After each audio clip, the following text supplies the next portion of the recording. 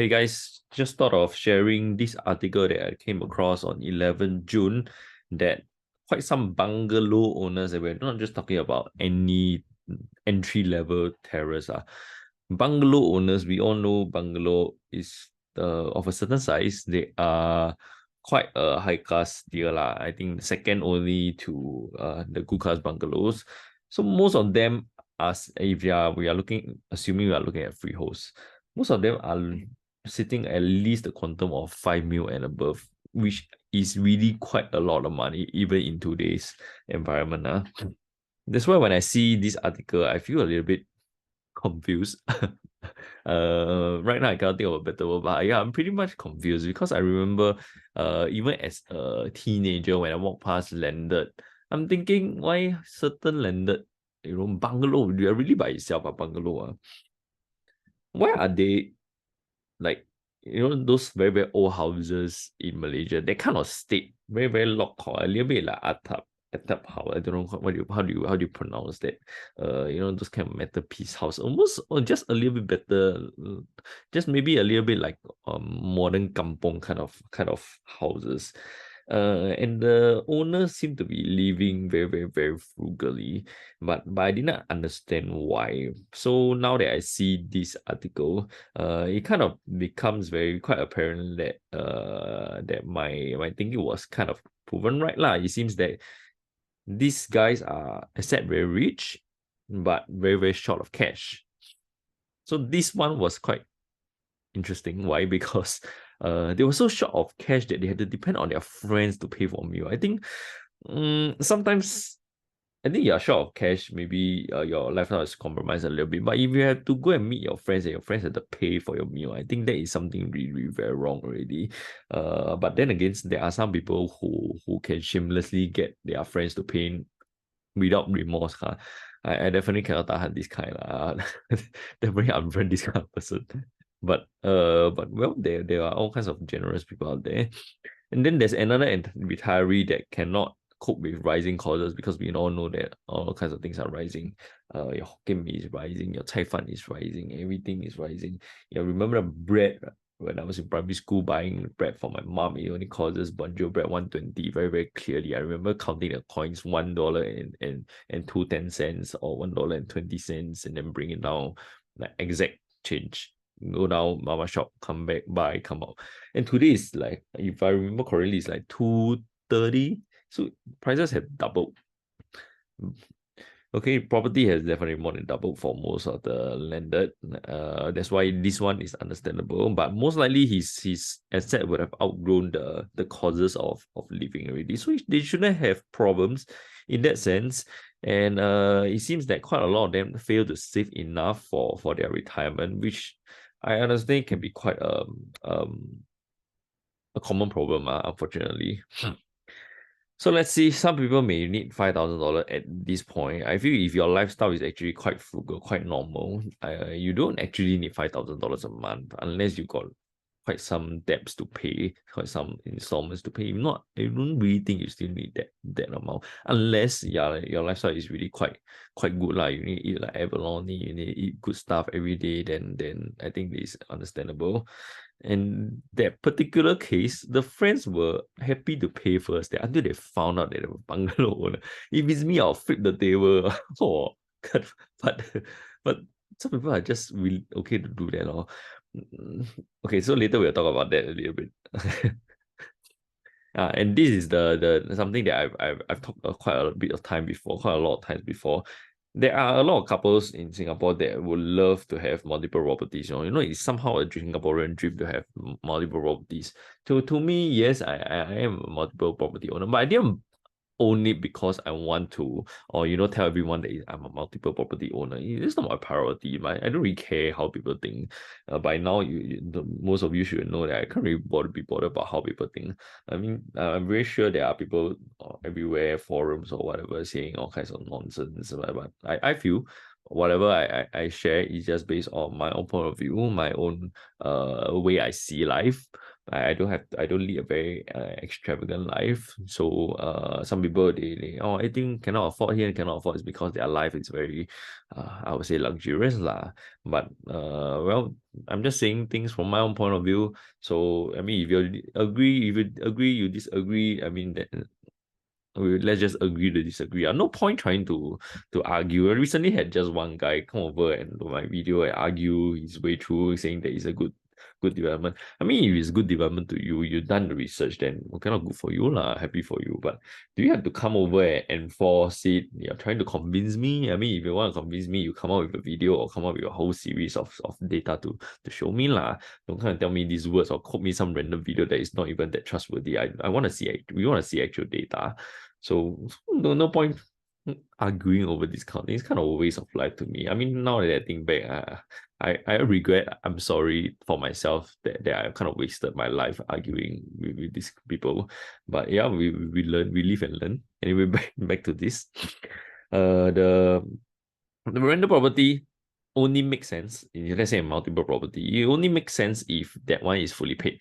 Imagine if you buy a property and then your only goal is to aim for rental gains. And imagine your age is not very anywhere younger, but you have to always worry about having your monthly installment being covered by a rental. And we know that there are some months that when your tenant move out, then there can be another one coming in. There can be times in between. So there will be quite a few $1,000s every month that you have to top up on your own. This is actually quite stressful. But on the other hand, if your property is able to experience capital appreciation, then that rental is more worth it. I will only see my investment property, my other property as a good option to execute, only because it has capital appreciation. I wouldn't want to go for rental gain. I mean, that's just my point of view. Some people really just want rental gain. I feel if you have that kind of some money, you throw it to CPF, you throw it into any other much more liquid stuff, they may not generate the same amount of returns, but they can still give quite decent returns. So I mean, I wouldn't play for that. Capital appreciation is always my number one priority. But well, depends on how you do the sums. I really feel no matter how I do the sums, without capital appreciation, all this doesn't make sense. But some people just like the idea of money coming in, even though it's like 5,000 comes in, 4,000 goes to interest, and then there are quite some money. So without capital appreciation, this thing doesn't make sense. But on the other hand, if you got $5,000 when it's fully paid, then this $5,000 becomes purely to you. Maybe after expenses 4K, then this makes a lot of sense for a rental property. But if not, then it shouldn't actually be the end goal, just to have a rental property that is still servicing a loan. Okay, and then yep, there are quite some clauses involved for condo versus HDB. So in case you're wondering, or is it just about status? If status is really that important to you, then I think there's a price to pay lah. You kind of have the best of both worlds, right? And HDB people, they have subsidies, they have vouchers, but private housing people, they tend not to have these kind of things. So for these two cases previously that we were talking about, actually, I really wonder why can't they just cash out?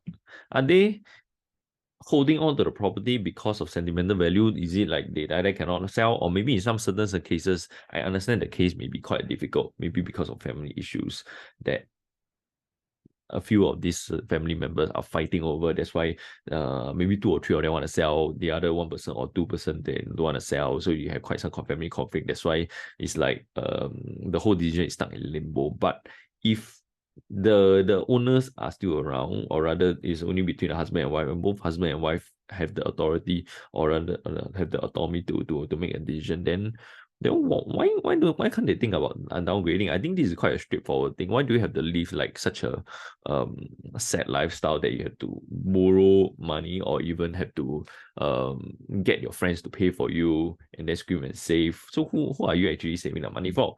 Some people may say that, they're saving for the kids. I understand. But if the kid is doing well on their own, why do you have to always save this kind of money? Right? I mean, after all, everyone lives life once, right? You're low, right? I mean, you don't have to be a spendthrift, but at least don't make your life so difficult lah. That's what I really feel lah. So I think the last one is very important. The life is never about property, but your health and well-being. And property should always be a tool for us to better our lifestyle, to better how, whether is it your lifestyle in terms of how other people see this, or actually for me it's more of my health and well-being. Am I going to prepare more for retirement, or do I actually care more about how people see me um rather than how I actually am going to retire? I'm going to spend a lot of money on luxury goods so that other people see me as, ups atas, higher status, but I end up being uh very very tight when it comes to retirement funds, or is it opposite? Do I can I not care about how the other people feel? I am, then have a lot of funds to retire. I think all these are different people, different priorities. But I myself, yes, am I still under stress when it comes to installment? I mean, who doesn't have stress? I think it's normal. It's just that you have to make sure you have to manage what kind of stress are you taking in. Are you taking in excessive amount of monthly installment? It's healthy to have monthly installment, because if you have too much cash, most of the time, people like me, I end up doing stupid things. Go and buy uh okay lah, I don't really actually buy too much stuff. Maybe some people buy cars, some people buy expensive watches. I mean, if it's like a investment grade watch at a very very good price, then it can be a good thing. But maybe some people just buy to show off, and then one t-shirt, like the t-shirt they're wearing is even a free one. I love it. But some people like t-shirts that are hundreds and hundreds of dollars or thousands of dollars, because to them they feel good about themselves. But people like me actually don't even realize that the shirt is worth $1,000. I mean, to me, I don't really care. Yep. Back to the main topic itself again. That's why I feel this whole article revolves around the topic of having options. Why? Because if let's say the person in the first place they bought into good assets, in that case, actually the bungalow, I'm very certain the bungalow is a very good buy, because it would have appreciated very, very substantially over the past 10 to 30 years. Of course, in either their income level has been very high in the past, or they compromise their lifestyle in order to afford a bungalow, and then that's why they're sitting on a gold mine today. Are these guys able to cash out? They can cash out, right? So actually, they can go down to maybe a HDB. They don't even need to stay in a condo. Imagine you have a $5 million condo bungalow. Some bungalows are easily $10 to $20 million. There's the other one that I didn't mention. This guy's house is worth $20 million for a bungalow. The property tax is $36,000. Yeah, this is super tall. So I don't know. And the other thing is there's also wear and tear. It's not just the atas thing. You must be able to afford when it comes to all kinds of things happening to your house. Your roof, maybe one brick gonna blown off, or termite infestation. One landed termite infestation causes thousands and thousands of dollars. It's not going to be cheap. So why can't these people, I mean, at the end of the day, these people, when they buy into good assets right from the start, they were able to cash out and maybe even get into a $500,000 HDB, and then easily retire with still $4.5 million. I think they can easily eat abalone for the rest of their life and still not worry. But some people, maybe they just, I feel maybe in certain cases, because their whole life they've been living this bungalow life, and enjoying the fact that other people are jealous of them, right? So maybe they in Chinese 放不下面子, they cannot let go of the kind of image or that kind of atas social status. That's why they refuse to let go. But I feel if you are staying this kind and then you still have to borrow money from friends, there's no way you can maintain the kind of atas image. Probably people will be looking down on you. But at least for these guys, they get into good assets from the start, and that's why they will be actually able to afford a very comfortable retirement anytime they want to. They have the option to do so. But on the other hand, those people who invest into bad assets right from the start, I wouldn't say really, really bad. Maybe those, like now we are at an all-time high HDB peak. There are going to be a hell lot of supply coming up. when it comes to BTO, they are going to MOP. Whether resale prices will keep coming up, I think is a little bit difficult. The government doesn't want it that way because it's not going to be politically stable for the majority of population. Private side is a little bit different because when certain demographics are able to earn more, they can earn quite a lot more than the average population. That's why they can afford to let it run a little more. But HDB, they need to really control it for a lot of political reasons. So, and then they need to make sure the average or below average Joe has to be taken care of. That's why being the government is tough. I understand. But if these guys buy right from the start, they buy, example, so as I mentioned just now, the very high, very high, overpriced HDBs right now.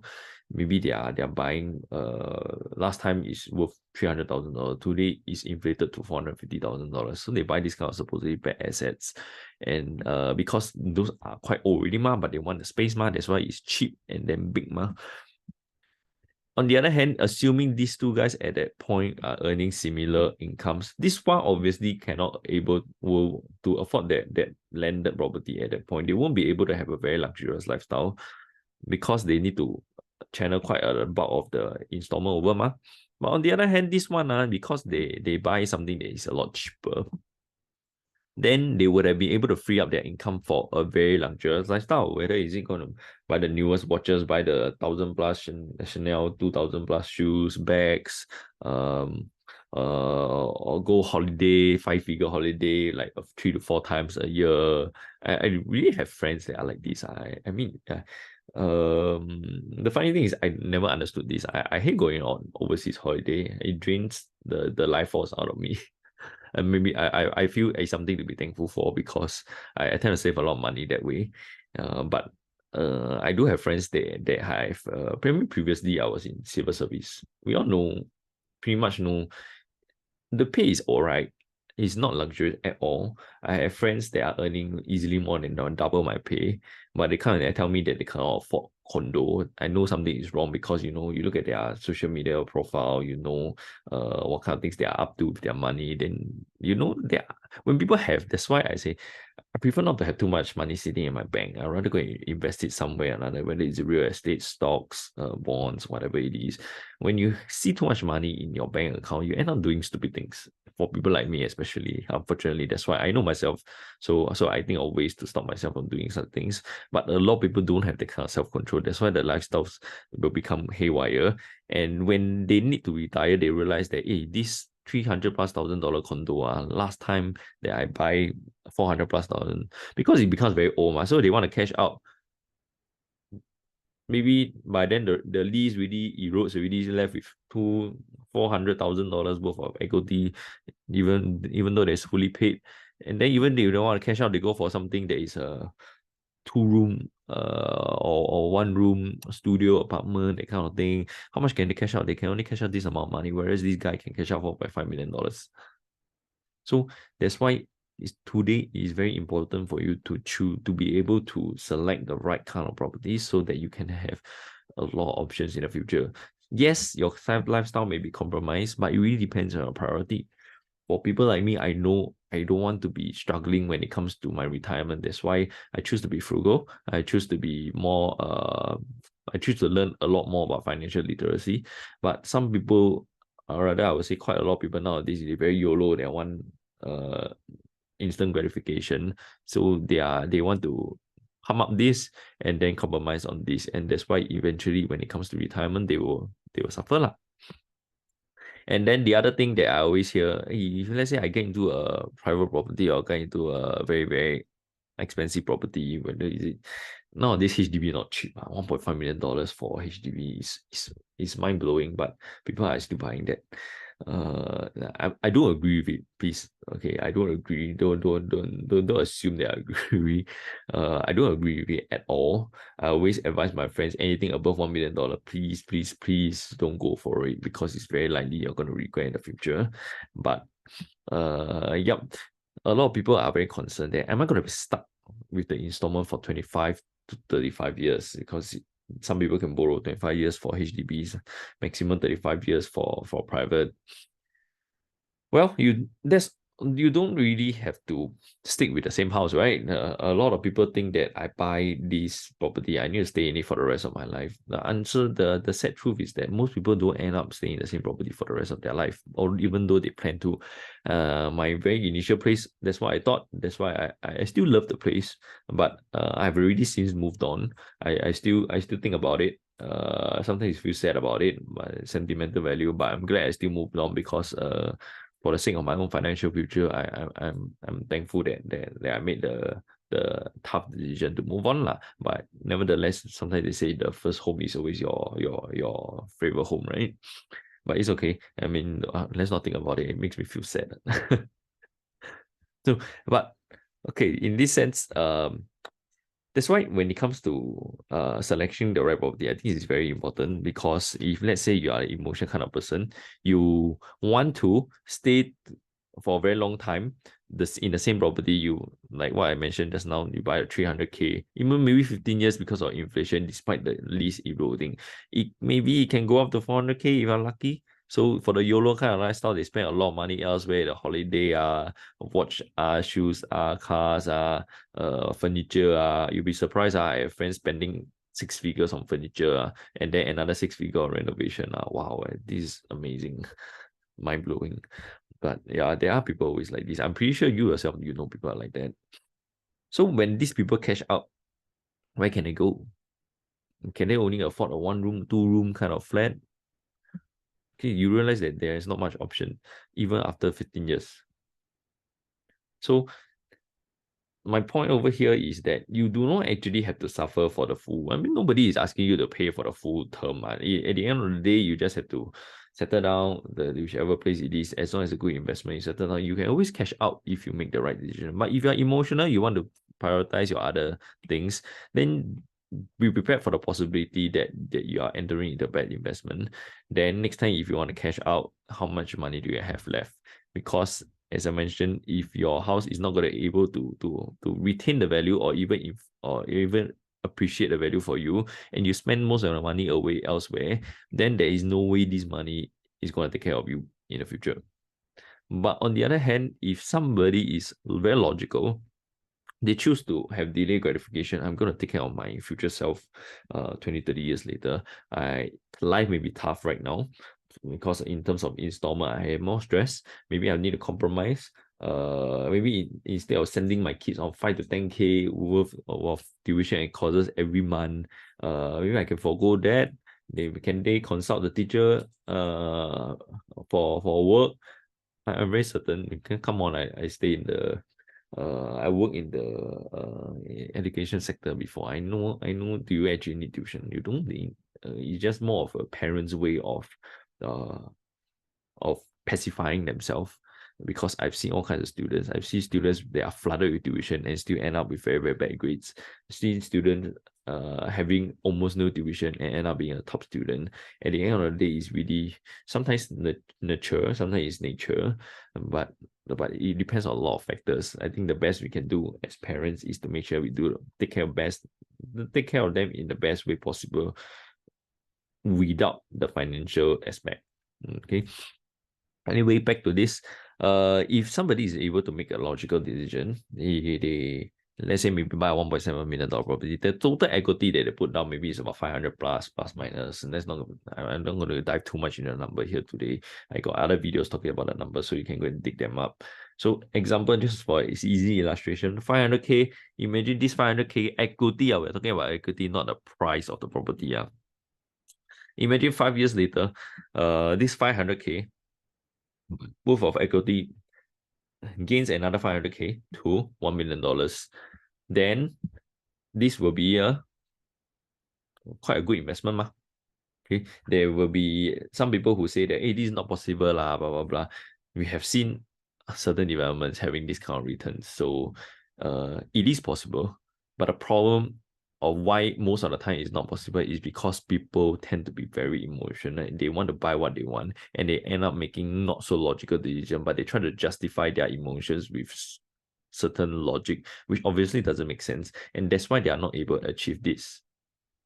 Okay, I can more or less safely say that my first investment property is very likely to achieve this already. We're still well on its way there.